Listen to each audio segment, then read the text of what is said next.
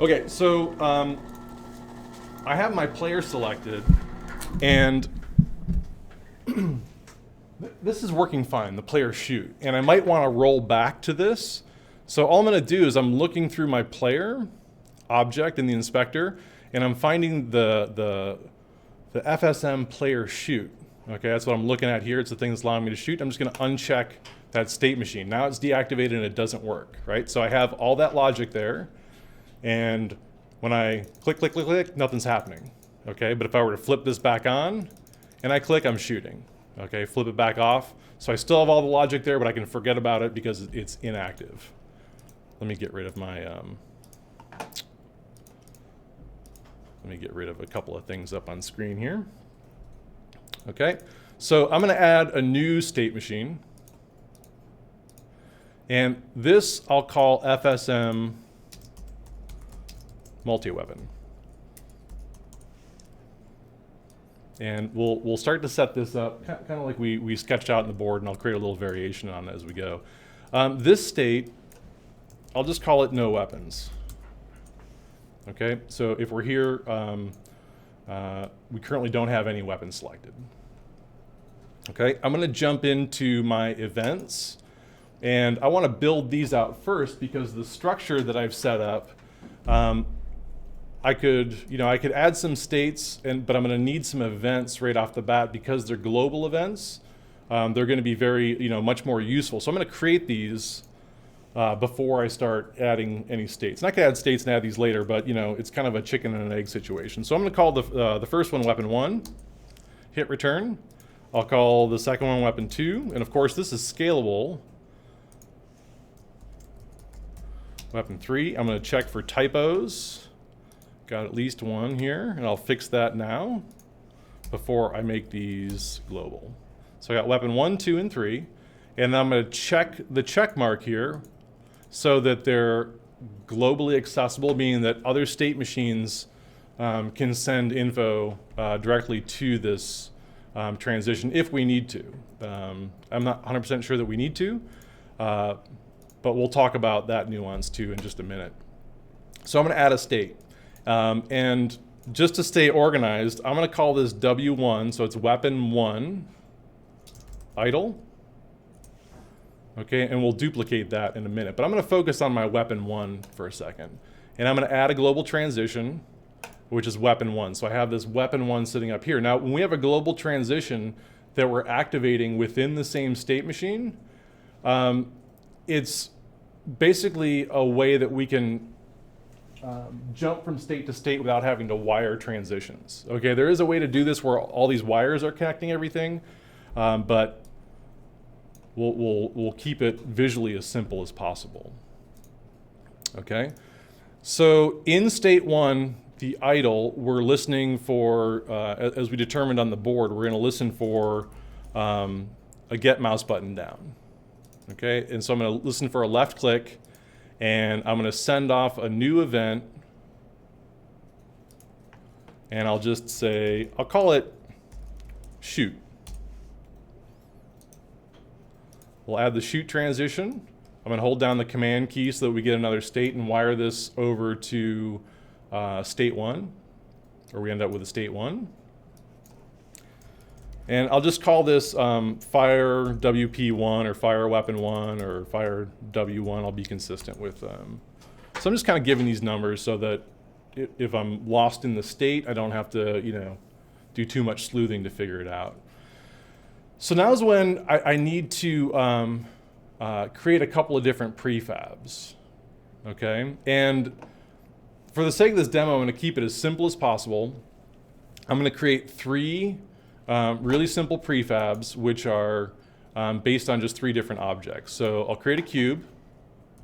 I'm going to zoom in a little bit so I can see this a little bit more clearly. Lift it up. Lift it up. There we go. There's 1 cube. I'll go into the inspector. How's it going? I'll jump into the inspector, and I'm going to add a rigid body, which I'll eventually need. Effects, physics, rigid body. Okay, I'm going to do the same thing for, let me double click on my cube and back up a little bit. Let's go to game object 3D. We'll do a sphere. We'll do the same thing. component, physics, rigid body again. So I'm just kind of getting the projectiles ready at this point. And then finally I'll do a capsule. Move this over. And components, physics, rigid body. Okay, so these all are going to kind of fall to the ground, or they should fall to the ground, but these will act as the projectiles.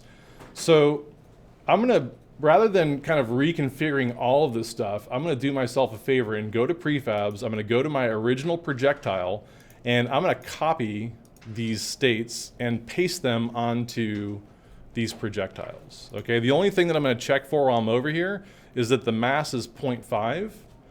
So I may need to change that over here. Also, I think I have gravity turned off. So I'm just kind of, yeah, use gravity is turned off. So I'll tweak with that stuff later, but just remember, we have add force, we're flying, and we're detecting whether we hit an object. Over here, we're kind of firing off some events, which most of this stuff will be ignored anyway, and if we get an error, we'll come back and fix it. But I have two options. I can select all of these states, Command C to copy, and then paste this onto each one of these objects. Or I could right click and I could save a template and then just reapply the template. Now, because I'm going to change these up, I'm not going to save these out as templates yet because I'm only going to use them a couple times. But I'm going to go to my cube. I'm going to, first I need to, actually it looks like I can just paste FSM.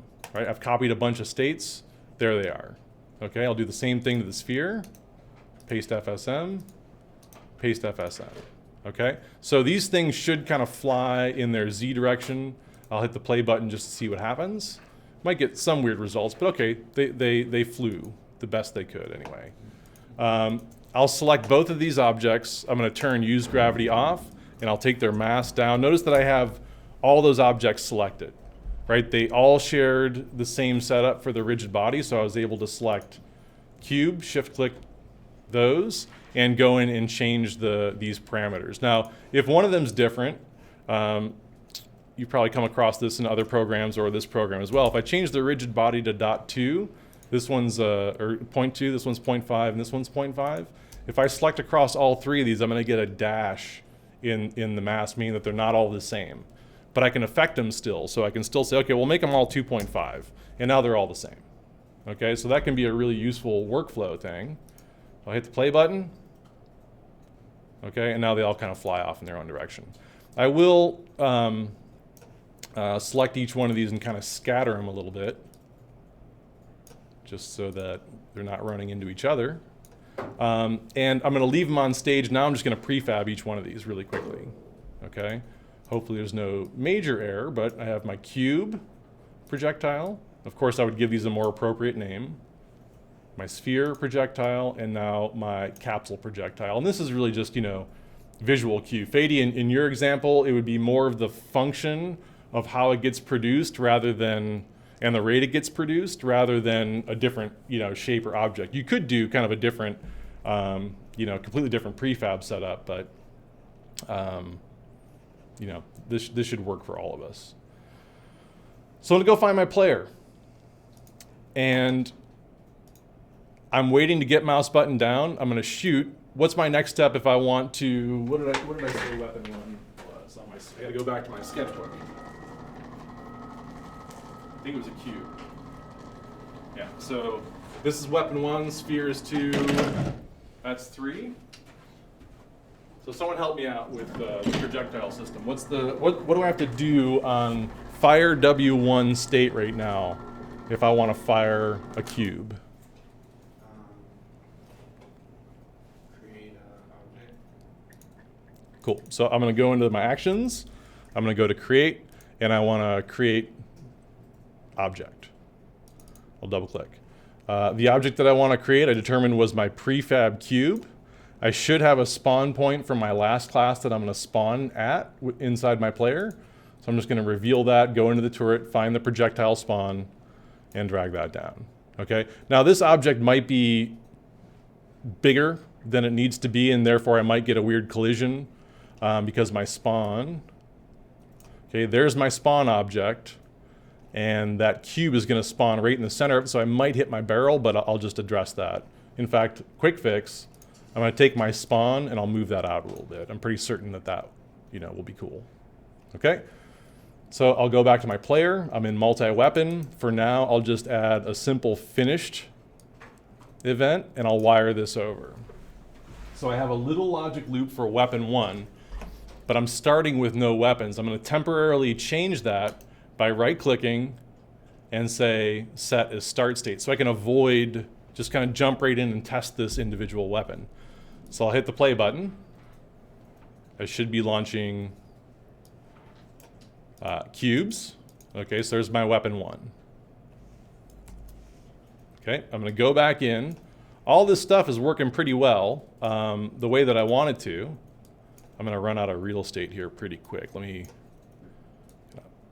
see if I can move this stuff over, move it around a little bit. So I'm going to take these two states. I'll Command C to copy, Command V to paste. It's asking me if I want to set it as the start state. I could say yes because I want to test state, weapon 2 now. But I'll say no and I'll manually switch that in a moment. So I have, this will ultimately be weapon 2. It might be a little confusing because I copied and pasted. I saved myself a lot of work. So I'm going to right click on this transition and change it to weapon 2. Okay, that would be the same thing as going in, deleting this transition and adding a global transition of weapon 2. I just achieved the same thing. I'm going to go to state 1 and I'll call this weapon 2 idle. And I'll call this fire weapon 2. And, had I seen how this naming convention from copying and pasting states was taking over, I would just call this weapon idle fire. And then when I copy and paste, I would get weapon idle 2, fire 2 based on the naming convention. Okay? So I could have saved myself a little bit of work there as well. So now all I have to do is go to my get mouse button down. I'll go over here and I'll replace my cube with what I determined my next one was, a sphere, I think. That was game object 2. And so one more time I'll say copy, move this over, paste. I'll delete this transition first. Delete transition, right click, add global, weapon 3. So it's a few more clicks if I do it that way. Call this weapon 3. Fire weapon 3. And now we're firing our capsule, which our capsule shouldn't, according to Alex's design, it should not be flying through the air. But we can talk about how to make that a melee weapon instead of a projectile weapon. But for now, the proof of concept is that I have 3 weapons. I can manually say start here. So now I'll test weapon 2.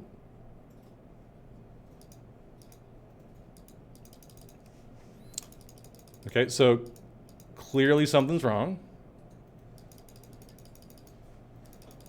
Okay, so I got to go in and see because I'm in weapon 2 and I'm shooting spawning over here, so I'll come in here. So my spawn point should not be the sphere. I should be shooting the sphere, so I got these goofed up. So this is the game object I want to spawn. I'm going to go find my projectile spawn and make sure that that's represented by the projectile spawn position. So now I'll try that again. And I can see that I'm shooting spheres. Okay, so now I can't switch yet, but I have 2 different weapons. And they're a beast. I just took out that enemy without too much trouble.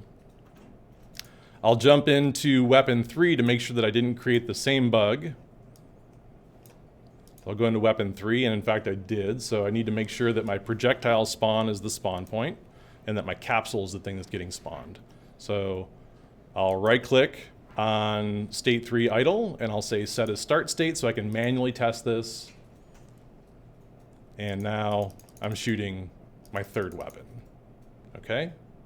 So let's mock up something like this just to kind of get in that workflow.